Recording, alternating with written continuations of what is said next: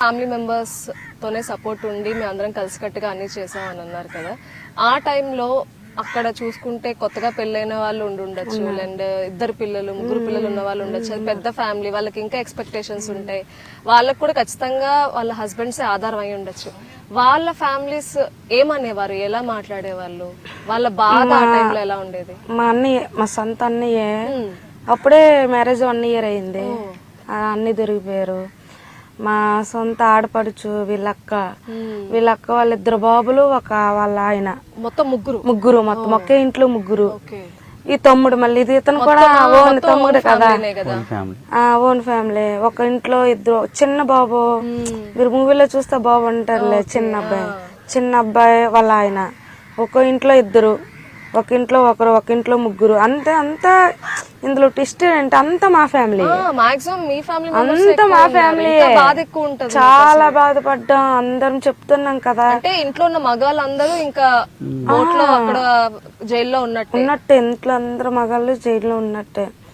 మాకు ఇంకా మా చిన్న కొడుకు కూడా మా సొంత ఓన్ తమ్ముడు, మా తమ్ముడు కూడా దొరికిపోయాడు. చాలా ఇబ్బంది పడేవారం, ఎందుకు ఇలా జరిగింది. చాలా మంది మాకు అంటే అక్కడక్కడ ఉంటారు కదా, రారు చేయరు, అక్కడ ఫుడ్ కూడా బాగా పెట్టరని జడిపించే వాళ్ళు కొంతమంది ధైర్యం చెప్పేవాళ్ళు, కొంతమంది వచ్చేస్తారు అని నెగిటివ్ అయిపోద్ది, కొంతమంది పాజిటివ్ గా మాట్లాడేవారు. ఈ రెండు ఇంకా మరి ఇంకా ఏది పట్టుకున్నా సరే మనకి ఇంకా పని అవ్వదు. మనం ఎలాగెళ్ళాలో, మనం ఏ వేలో వెళ్ళాలో అలాగే వెళ్దాం. మరి పొలిటికల్ గానే వెళ్ళా సరే పొలిటికల్ ఉండాలి అక్కడే, అవి ఉంటేనే మనం వెళ్ళగలం. ఎవరు చెప్తే వాళ్ళు వెళ్ళిపోయేవాళ్ళం అనమాట. వైజాగ్ వెళ్ళాం, చాలా మందికి కలిసాం, అక్కడి నుంచి ఢిల్లీ వెళ్ళాం, అక్కడ కలిసాం. చాలా సపోర్ట్ అయితే ఉంది. ఈ 23 మంది మీరు వెళ్ళారు కదా, అందరూ ఒకేసారి విడుదల అయ్యారా? 22 మంది అంటే 20 మందికి రిలీజ్ వచ్చింది, ఇద్దరికి రాలేదు. అలా ఆధార్ కార్డు లేదు అంటే లేకపోవడం తప్పుల వల్ల వాళ్ళు 4-5 నెలల తర్వాత వచ్చారు, 2 నెలలు పట్టింది కదా.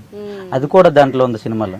పాకిస్తాన్ అనగానే కూడా మనందరికీ కూడా ఆ పదం వింటేనే భయం వేస్తుంది, ఎందుకంటే మనల్ని ఒక శత్రువుల్లా చూస్తారు అని చెప్పి.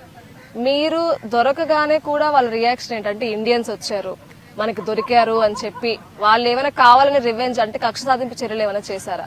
కక్ష అంటే అవసరమైతే రాంగ్ పేర్లు కూడా రాసేస్తారు వాళ్ళు, ఉండిపోయాను. కానీ మన ఇండియా వాళ్ళని ఒప్పుకారు కదా, ఇన్ని స్టేజ్ పంపిస్తే వాళ్ళు పంపించాలి, తప్పదు, దేవుడి సెలవు.